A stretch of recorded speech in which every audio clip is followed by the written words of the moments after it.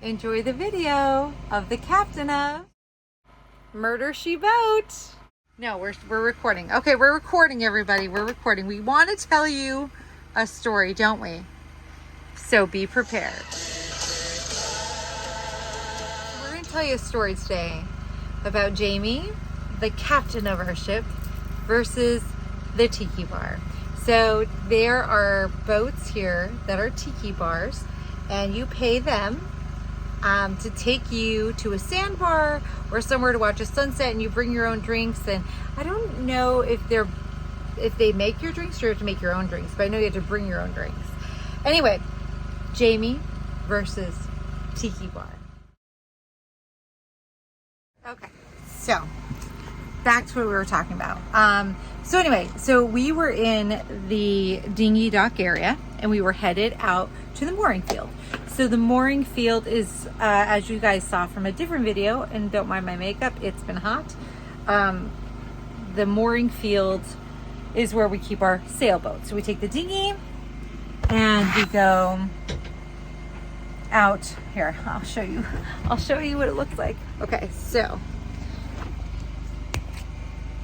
this is the marina. That's the marina. This is the dinghy dock area. There is a small inlet right here.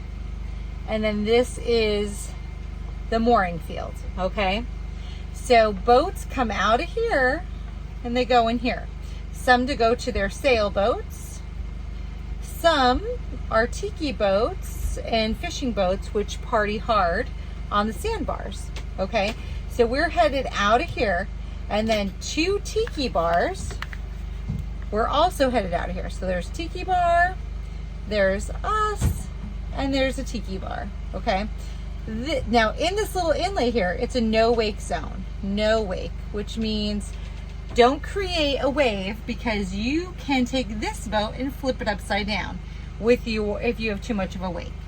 Not only that, there's property on each side of these, and if you have too much of a wake, it could damage their property. So not really so much here, but bottom line, our little boats, there's about 150 of us.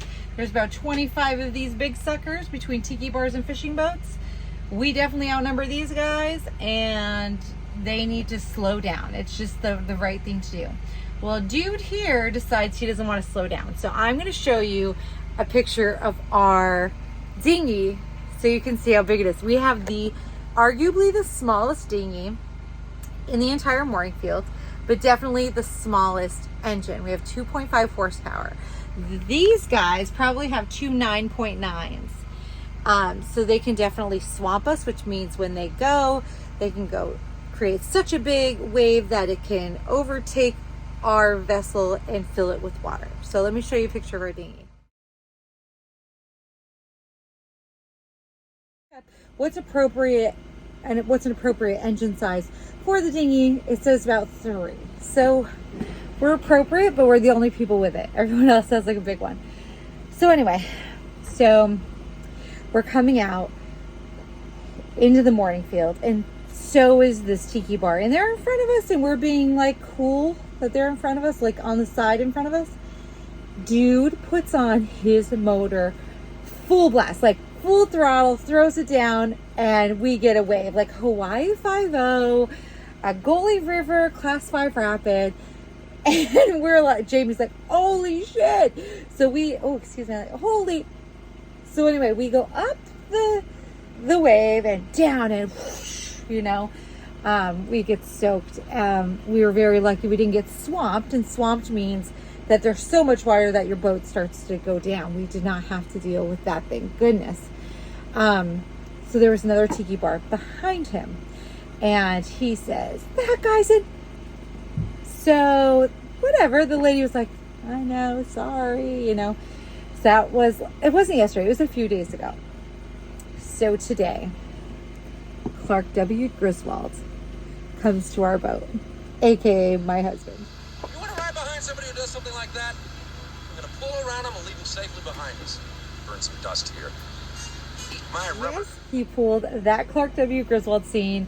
The tiki bars are coming out at the same time that we are, and he says, I'm going in front of them because I'm going to leave them safely behind me because otherwise they'll swamp our boat. Hysterical. We have 2.5 horsepower. I imagine they have two 9.9s on the back of theirs. We have 2.5. And he goes in the middle of the channel, in front of them. He is not going to let them pass him because he wants to make sure that they know they were in the wrong and they need to follow the rules. And he obviously keep us safe, which he did. Hysterical. I had to share that story with you. I hope you guys liked it. Have a great St. Patrick's Day. For more of Jamie's Clark W. Griswold moments, stay tuned.